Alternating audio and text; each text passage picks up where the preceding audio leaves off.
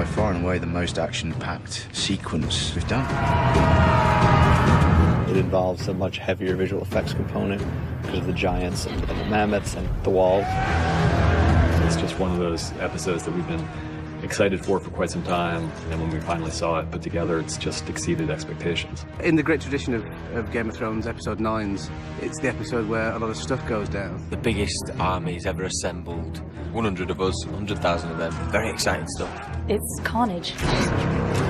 It's just a huge production. If you give a guy a sword and say, like, just play around, it can't be better.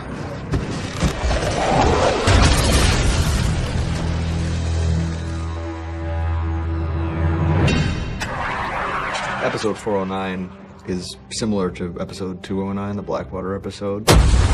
It's contained to one location.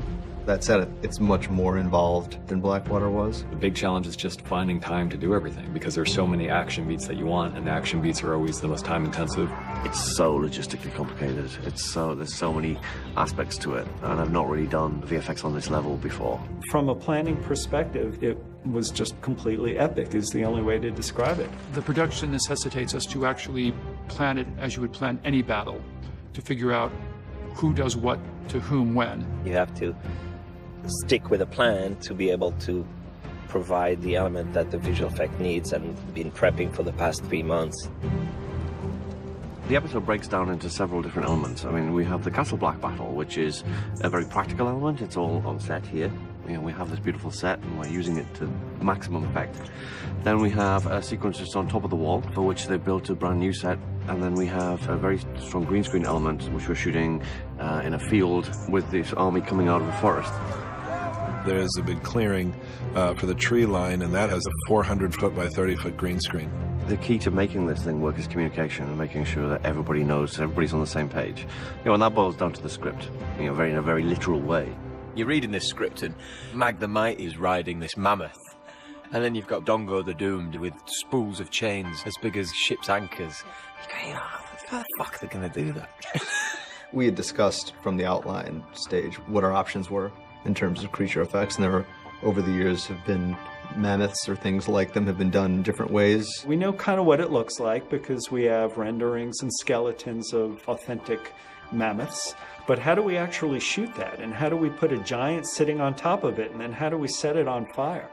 What we ultimately decided on was that we'd have more flexibility and a better look if we did it CG. But we wanted to have as much of it be in camera and photographed as possible. It takes place mostly, you know, against green screen environments because we don't have a 700-foot ice wall to play with. We shoot the human element separately, then we shoot the giants separately, and then we add the mammoth in on top of that. What makes it so complicated is that it's 3 different scales. That we have regular human scale, we have giant scale, which is that we have very tall actors playing the giants, but even then they're still only half scale, so we have to make them twice the size. The production cast the tallest and the second tallest guy in the UK to play the giants. And it wasn't that we needed the height necessarily, it was that the way a tall person moves is different than the way you and I move. Mag, King of the Giants, the actor, is nearly 8 feet tall, but his body moved in a certain way because of that, and so he would scale up believably. And then the mammoth itself, well, that's going to be 100% CG, so that's a different scale altogether, and that needs to be incorporated as the last element. It's easily the most complicated thing I've ever shot. The first consideration when you think about shooting a big action scene involving a mammoth or anything that's not actually going to be there on the day is how do you keep extras from running through it? How do you keep a space open in a big action scene to insert the missing creature? We have this giant space frame, or as Neil calls it, the cheese wedge. We talked about putting it on a vehicle, on a turntable or something, and then I said, why don't we just make it with legs and 4 guys pick it up and carry it around. It looked absolutely ridiculous, but it was exactly the right thing. In post, the guys can see exactly where it's moving, and when they build the digital mammoth to go over that. How to get the giant riding on a mammoth? Well, we created a motion base with a buck on it that is a sort of like a mechanical bull. It was a section of mammoth with fur on it that the giant in costume sat on, and the camera is motion controlled so that when you put it all together, you've got a giant riding a mammoth and charging at the ice wall. That's how it's going to affect the characters. They've never seen anything like that. They've never seen fire like that before. It's just the scale is awe-inspiring. One of the terrific notes that Dan and David had early on was, how do you see where all the players are? And what Joe came up with was this fantastic shot that starts with the Thens dousing their fire and cutting to a very high angle shot, traveling, looking down over the Thens as they're leaving their camp, over the top of Castle Black, over the top of the wall, and across to reveal the wildlings coming out of the tree line and the greatest fire that ever was. As Mance Rayder says, the greatest fire the North has ever seen is raging north of the wall, so we have to add in all this burning sky and clouds and things in the background, and that's where VFX comes in incredibly handy. The greatest fire is made of a lot of elements taken from photography of real forest fires. There's some CG fire involved, but it's probably 70 or 80 layers just of practical fire. And then, the layers of smoke that tell you the scale, which is the size and the distance of the fire. So if the smoke is barely moving, you know it's really big and really far away. There hasn't been an attack on the wall of this scale in thousands of years, and you definitely want the audience to feel that. It's the biggest army in Westeros history coming for Jon and for his friends. There were enough wildlings to get all of the medium and tight coverage, and the rest of it is why we had a 400-foot green screen. We would shoot multiple plates of the several hundred wildlings that we had, and we added the other 999,000 wildlings. The first wave are the wildlings attacking as if they're going to climb the wall. All the business in front of the gate was handled in the photography by Stewart's team. What we did was connect the wall to the practical set, drop the digital barrels from the top. There's two types of barrels. There's barrels full of stones and ice and barrels full of oil. We've done some different explosions to create those effects. We bury mortars in the ground, air mortars normally, so we can give a big blast of whatever we want up out of the ground and just create a much bigger, safer explosion. The first one we used a lot of fake ice and put some snow in there. We had lightweight materials because that was being fired by compressed air at people. This is like shrapnel going to cut through the people and they get shredded. So that is really just stunt guys taking bullet hits as it was fake, just dropping fast and hard to the ground. We're going to do fire barrels dropping. These will be CG barrels, but we will have naphthalene fire bursters on the ground to simulate the fire. The second ones are the fire ones, which are various types of fuel in there to create fireballs and fire debris landing around on the ground. Some Romanian stunt guys flew in just to be engulfed in flames, and they were awesome.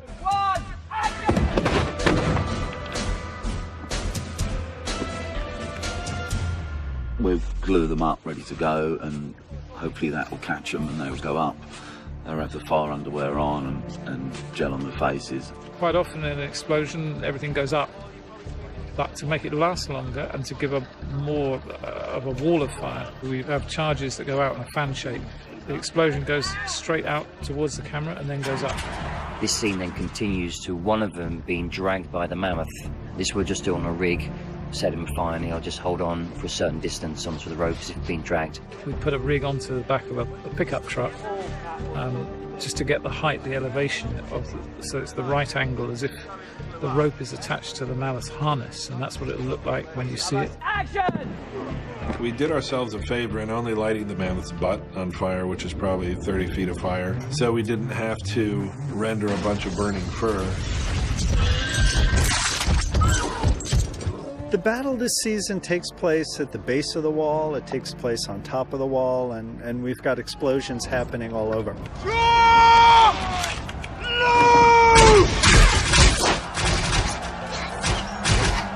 So far in all the episodes, the top of the wall has only been hinted at as a few trenches and this, that and the other. So this time around we need something a lot more elaborate, and we've built this massive set down at the Paint Hall in Belfast. We've done sections at the top of the wall before, but it's only ever been a much smaller scale, and I think this is a set they wanted to build for season 1, and now we're on season 4, and it's a very important sequence. They just went out, spent the money and built it. It's a huge set built, raised above the ground. It's got a network of tunnels, like the top of the wall, as someone has imagined would have. What we have is a fantastic sort of series of ice trenches, basically, where the battle is fought. You can lose yourself up there. The set is so big that, you know, you actually, you can get lost in it. There's a face to those trenches so that you see over, you know, down to the 700 feet, presumably, of what would take you down to Castle Black or across to the north. The thing about Castle Black is it has a very distinct look. It has very distinct colours, very distinct sort of use of timbers. And so we add the type of timbers that are typical to Castle Black that will hopefully, you know, convince everybody that these timbers were hoisted up there by the Night's Watch. We've made some sort of barrel ramps. We've obviously got pitch barrels and pitch pots. We've got braziers and flambeaux up there because when they get the arrows, they've got to put them into the fire and fire them. We've got a fantastic horn. We're going to snow it up and ice it up and weather it like it's been up there for a long time. It's probably maybe 4 or 5 feet, kind of height-wise and lengthwise, so it's quite a substantial horn. I don't know if anybody's tried blowing it yet, so I don't know what it'll sound like.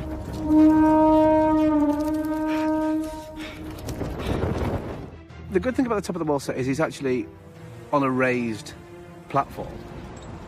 I imagine so they can get a lot of low-angled shots. So to be up there, away from the rest of the crew on the floor, you do feel like you're engaged in something up there, completely separate from everything that's going on around you. And you need a decent head for heights while you're up there, because it's actually quite a high set. So you don't feel very secure, because you're having to act literally on precipices like that. They've got a green screen underneath, and you look down the edge of the wall, and you've got these dots of snow that have come from the snow machines. And actually, when you think about it, those dots are probably the size of people, and you get a bit of a vertigo feeling, and you look at it and you go, wow, you know, it's not difficult to imagine. The top of the wall is a real united effort for special effects, visual effects, art department, camera, etc. Visual effects is merely extending the set, so with views where we see either direction along the length of it, obviously we're extending it. We're in a studio, we're in a stage, a massive set. We've got barrels rolling off the top of the wall on fire. We drop rolled barrels off a system there, and one of them gets stuck at the end. So one of the stunt guys, as the Night Watch, will go out as if he's trying to prod the barrel off, and this will explode up in his face.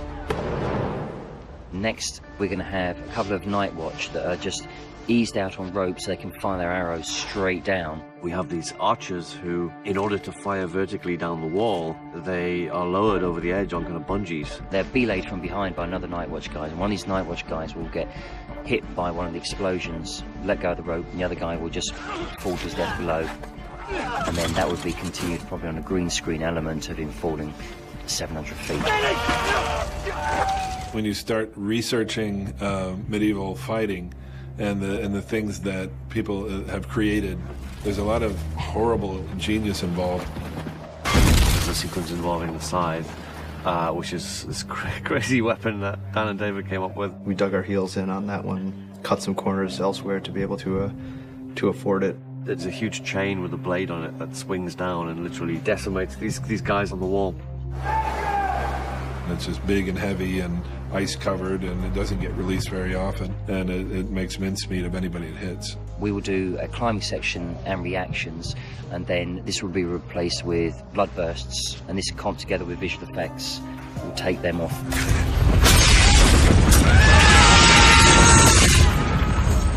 It's very effective, but I would think it would be a bitch to reset.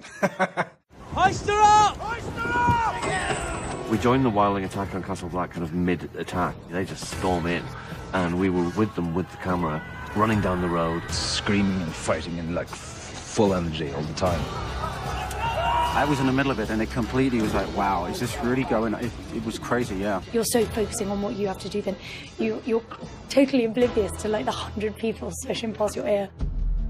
We built the castle in season 1, and it stood up well over the last 4 years at the time, but to actually physically climb it is not actually practical, so we had to do a fair number of cheats. We added wooden struts to places where we could climb up. We used grappling hooks to climb over, which are then tied and anchored in the other side once we'd thrown them up. I'm such a bad climber that Paul had to come underneath and just like push me up. So he had to be out of shot. Like, I was climbing, but I really wasn't. There are kind of 3 worlds in this episode. There's the foot of the wall in the north, there's the top of the wall, and there's the courtyard. And when the giant shoots the giant-sized torpedo arrow, it picks the Night's Watchman up, carries him through the air, over the top of the wall, and down into the middle of the courtyard where the battle's raging all around him. It was just such a smart way on Neil Marshall's part to connect the worlds in one continuous series of shots. The wall is 700 feet high, so regular arrows from the wildlings below can't reach. But giant arrows from the giants can reach, and it was my idea to give one of them a bow and arrow, and he's able to shoot to the top of the wall with that, which the regular wildlings can't do. So it's kind of like heavy artillery. Stewart's team blew part of the set apart with the right force and trajectory as if it had been hit by a giant arrow. Very difficult effect because there was no arrow there to blow the top off. The arrow was added in post. So we had to make the top blow off and be a repeatable effect. The Night Watch poke their head over to see if they can fire down again after that. It's followed by a second arrow from Giant, which lifts him and takes him up.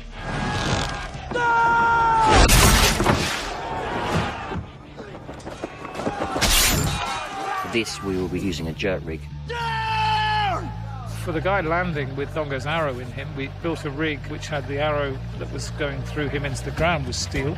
This is a special effects rig which they developed. It's just a hydraulic rig on a plate. We have an air ram, basically, buried in the ground 2 foot in solid rock, which wasn't easy. We have our stunt performer.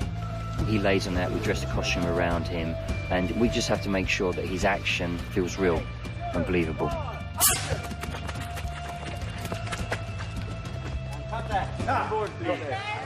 My most difficult location to shoot in would have to be Castle Black Courtyard. I'll never forget the first time that they took me up to Castle Black. Such a beautiful, well-conceived set, and just seeing the sequences that Neil's been shooting over the past few nights, it's fantastic.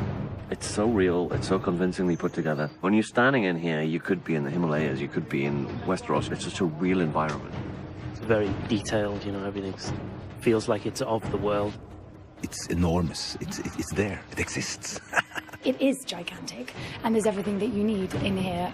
I mean, you could live here. I mean, the rain doesn't come through. It's brilliant. There's no leaks. The gates work, everything, the walls. It's just, there are even rooms back there. Even the lift, the elevator, is a fully working elevator. In season 1, me and John Bradley got stuck in that lift, so it doesn't always work. If they want to spend the money on frightening us like that, then so be it, really. This is a great set. It's one of the best sets I've ever been on, because that's what this world is about. It's the northern edge of civilization. It's rough, it's grim, and when it rains up here, it gets grim. Based on my past experience, you come to Game of Thrones, you come here to Magramorn, you have to expect the worst. You know, we filmed for nearly 3 weeks of solid rain on Blackwater, and what happened this time was we kind of got 3 weeks worth of rain on Monday night, and the whole set flooded while we were filming in it. It started off as a puddle, then it turned into a pond, and people were literally wading through, you know, water deep up to your shins. We had the pumps going, and it was just torrential. It was just unbelievable. We couldn't afford to stop shooting, so basically we said that we just go for it. In post-production now, with the miracle of technology, you can smooth it out. 100 generations of the castle. Painting out rain is a really tricky thing. You know, adding rain, not so bad. Adding snow, not so bad. Removing rain, tough. She will not fall tonight. I'm soaked through from head to toe, but I've never had so much fun getting completely wet and dirty. I mean, it is for real, this weather, you know, but it's great for the show, and, you know, there's a real camaraderie. We're all in the same situation, everybody. You're always getting wet, and it's not like you're sitting in a comfortable trailer. We don't have caravans just off set here and the actors lounging around. Once we come up in the trucks into the quarry, we're stuck up here under these medieval buildings, and there's no real restaurant. The extras, you know, they get stuck in just as anybody else does. The Northern Irish local lads are not very precious at all, and they're always up for a laugh, and they facilitate the scene fantastically. They get a lot more responsibility than extras on some shows, because they're doing a lot of action beats and they're on camera quite a bit, not just, you know, in the deep background, but right there in the front. I think there's about 40 or 50 of them today, and there's 20 stunt guys training them. So for the last couple of weeks, they've taken them from being enthusiastic but with no idea how to handle a sword into somebody who can use a sword. And the credibility of the scene just goes way up. Once you call action, it really feels like, you know, as close as you can be to a real medieval battle. So.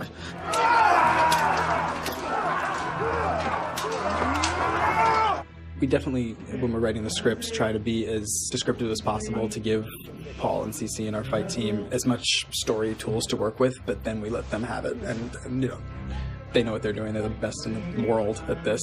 From the writers at the beginning, we have the basis of the fights, what they want to incorporate. Then my swordmaster, Cece, develops those fights a bit more. The stunt guys have put something together, I'll go around and have a little look at it and maybe change it. Too many kicks or too many spins or whatever. I don't like too many spins. Not for this show anyway, it's the realism. When we shoot the big wide shots of everyone fighting together in the courtyard, it blows you away. It's difficult to understand how everyone keeps track of what everyone is doing. With the main fights, we had 2 weeks to do that, on and off when we could get hold of Kit, Jon Snow, Sir Alistair, Owen, Tormund, Christoph, he come in as well. We have been rehearsing a lot in the stunt tent many days. CC is a joy. His managerial skills are pretty good too. When you've got 60 people running around with swords, you need somebody who's in control.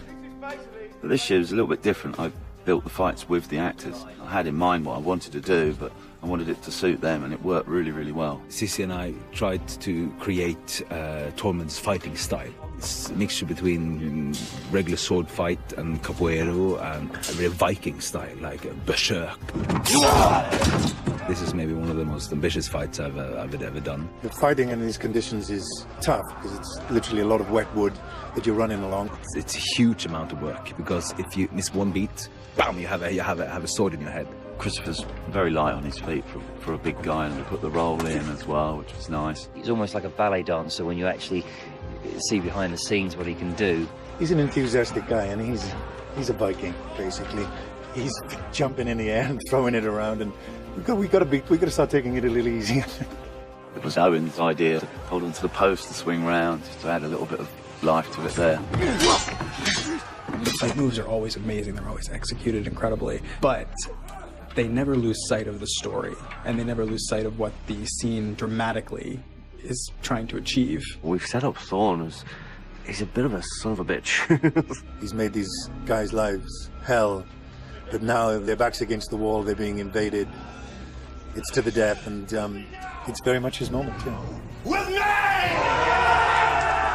What we liked about the character was the idea that you can be a really horrible person in some respects, but also maybe very brave. Owen's performance of Thorn really makes you feel viscerally what Thorn is made of.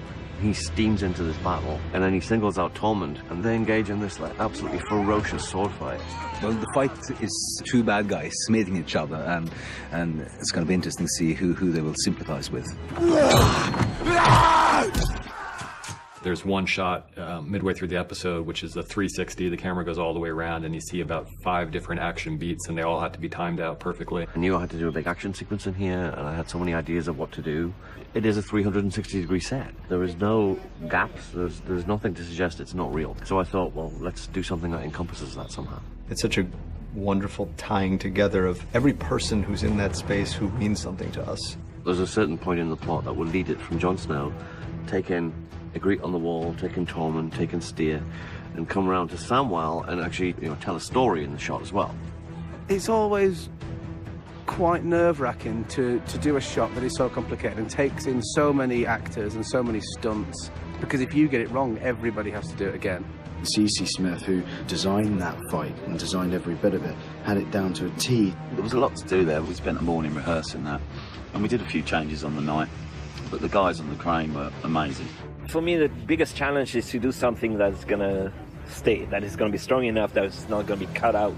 So the way we did it is like make it fast. My biggest concern was whether the camera was going to hit anybody, because the speed that it had to travel, it's a very heavy object on the end of a crane, and if somebody gets in its way, they're going to get hurt. It takes a bit of rehearsals to make everything work, because there's a lot of things going on. My first AD, Mark, he just called out a series of numbers. Each segment of the the shot had a number, and each number, when you call out the number, that's their cue to do what they're going to do.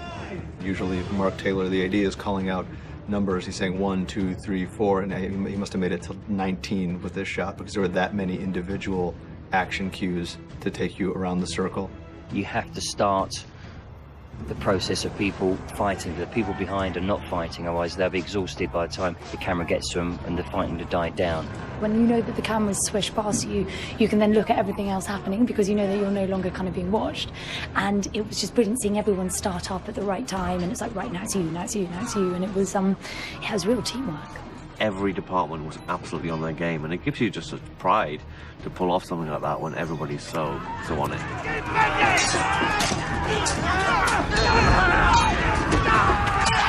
There are dozens of fights literally happening all around all the time, especially once you get down into the courtyard, and they all needed to be choreographed and synced with one another. But obviously Kit's the centerpiece of the episode. At a certain point in the battle, when it looks like, you know, all hope is lost for Castle Black, Jon Snow comes down in the elevator and he kind of just literally jumps out into the fray.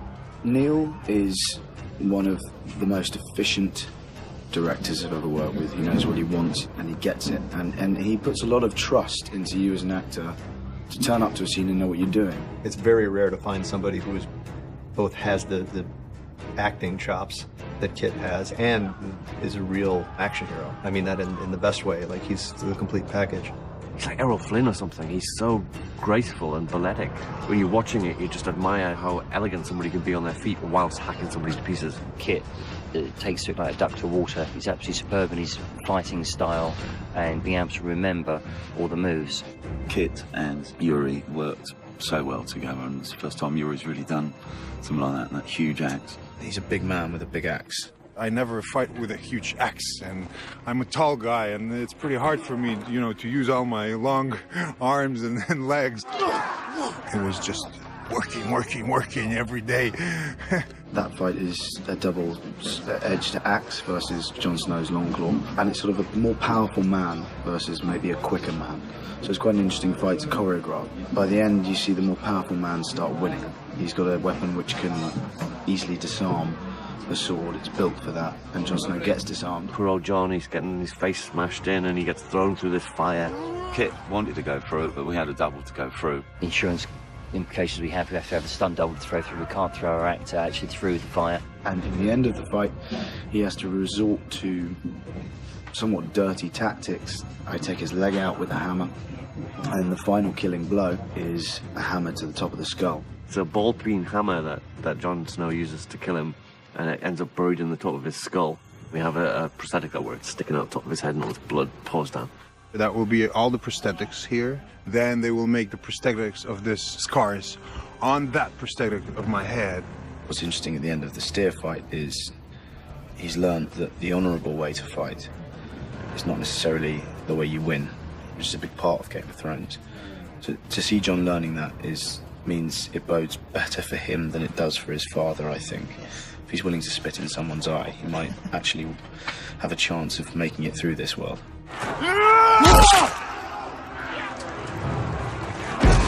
This battle is one that we've been planning for a long time, and we have these actors that we love, Joseph Alton as Pip and Mark Stanley as Gran, and while neither of the characters die in the books, it felt like we had to have some casualties amongst the people that we really care about here. We knew we were going to lose Ygritte and some of the wildlings, but we really needed to lose some people on the Night's Watch side that we had grown to care about over the last few seasons. This episode is a regular slaughterhouse where, we're killing off a few favourites. When I read the episodes, I got to episode 9, so you're reading it through and you're turning every page going, do I make it? Who makes it? And you're thinking, they're gonna bump some people off, and then they bump the kill Pip, and you're like, oh no, man. As an actor, my favourite part of the episode was obviously the death scene, because I got to do a lot more in it. Joseph really nailed it from the first take, and trying to shoot something in a very raw way of not controlling it too much. It's just standing back and just letting these two characters who've spent the past 3 seasons together sort it out amongst themselves, that one of them is dying and the other one is helpless. 2 or 3 times we kind of rehearsed it, and then we just kind of went for it. He really made it quite easy for me to feel that slipping away. When actors deliver performances that good, it becomes painful to watch. People talk about the violence in this show, but we treat it very maturely. We don't trivialise anything. And the violence in that particular scene will be very, very shocking. You get to see the physical toll that an arrow through the throat really takes on somebody. They bleed to death in agony. Great scene to do, dying scene. Played a great part. A tricky part, lining an arrow up with your entry and exit. Never easy to do. Our part in it's really pumping blood. Our hose was up through the leg and then up through the costume and then into the prosthetic. And our part in that was making it go as gory as possible. Pouring on blood. The outer gate won't hold. Take 5 men. Hold the inner gate. Hold the gate. If they make it through. Gren's battle with the giant, you think, yeah, he's going to make it, and it just says you find them both dead. I was like, no, man, you can't kill Gren. When I read it, I was like, the bastards, they've written me out, I couldn't believe it. But then I thought, well, if we're ever going to go, might as well go in a heroic way. To be fair, fighting the king of the giants, I'll take that. Gren dies bravely holding the gate against Mag the Mighty, one of the great giants that Mance has unleashed. We find ourselves at the inner gate, and the giant has taken away the outer gate, so we're looking at a distance of about 20 metres. We're screaming at such high range and putting everything into it that we thought that our voices would go. The way that Neil seamlessly weaves all these pieces together to create the perfect illusion that this 14-foot tall person is charging down a tunnel at a bunch of 5'6" people is very impressive. At times the giant will be shot live action in front of green screen where we'll be able to scale him up. The other thing is that we scale the sets down. We've shot some sequences with our regular actors in the real scale tunnel, but we've also built a half-scale tunnel, and we're putting our 7-foot actor in the half-scale tunnel. When they cut away, they'll be going to the miniature set of this 7-foot guy that's trying to squeeze through it. So we're shooting basically the same shot in both sets, one with the real actors and one with the giant, and then later on they're going to be matched together. But what you end up with is a 7-foot guy who reaches the roof of a 8-foot tunnel, which is meant to be a 16-foot tunnel. It's complicated. I am the shield! The guard surrounds me! I pledge my life! And honor to the Night's Watch! For this night, and all the nights to come! It's genuinely sad for us when we kill off characters. We're not doing it. It's not fun, except in the rare occasions, but for the most part, it's actually really depressing. Obviously, we have a major moment in this episode with the loss of Ygritte. She's been talking all season that she wants to kill Jon Snow. How dare he abandon me in the way that he did? How dare he abuse the trust in the way that he did? But of course, when she sees him, she can't control the feelings of love that she has for Jon Snow, and that's a real fight within her. As much as she feels betrayed by Jon, and as much fury as she feels, there's also real love there. She has to love him a lot to be as angry at him as she is. It's all in the script. I mean, Dave and Dan are, brilliant, absolutely brilliant, intelligent writers, and so everything is there as an actor. What you need is right there on the page. He's just come through a huge battle. He's almost died. He turns around and he sees the one person he's ever truly loved. I think even though she's pointing an arrow at him, even though they're in the middle of a battle, there's something incredibly joyous about that moment. I think for her, hesitating seeing Jon Snow is purely, oh my God, the last time I saw you, you were running away from me and here you are. And I thought I didn't love you anymore, but I do. He doesn't care if that arrow drills through his chest. Right at that moment, he's happy. Until he's not. And then bam. It's a kind of bittersweet ending for them both. It was never going to end happily, and one of them was going to die, I think. I think she's incredibly brave about it. She's realising that she's going to die, and she's thinking about the cave. She's like, why the hell did we leave that cave? The shot of Jon cradling Ygritte in his arms is my favorite shot of the episode. We very, very rarely do slow motion. We don't like slow motion. It tends to feel self-conscious, but this one shot, when we saw it in the director's cut, we loved it.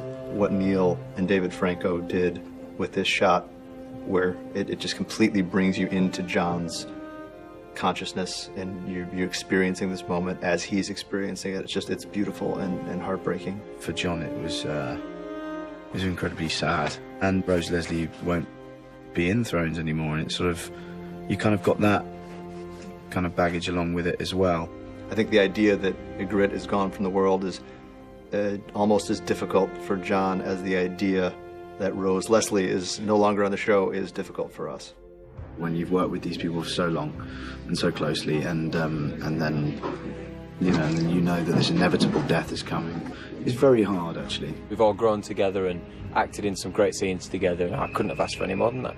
Given the fact that this show seems to do episode 9s quite well, it's actually very, very flattering that they think that we can hold that attention in that narrative for an hour. It really makes you bring your A game to it. It really is a huge team effort, especially on an episode of this scope and this much importance in the overall narrative of our story. And it's been an absolute joy to work on. From the moment we saw Neil's first director's cut, we knew he had done a fabulous job. I mean, that's not always the case with things that are very effects driven. Sometimes you don't know exactly what you've got until the shots start to come in, and it's been a joy watching the shots come in. But the bones were so solid from the beginning that we always knew that this one was going to be pretty intense. We've seen a lot of battles. We haven't seen too many battles with giants and woolly mammoths pulling gates off. And we really wanted it. It's just one of the things that sets this world apart from all the other worlds we've seen. And, you know, it's just kudos to the crew and congratulations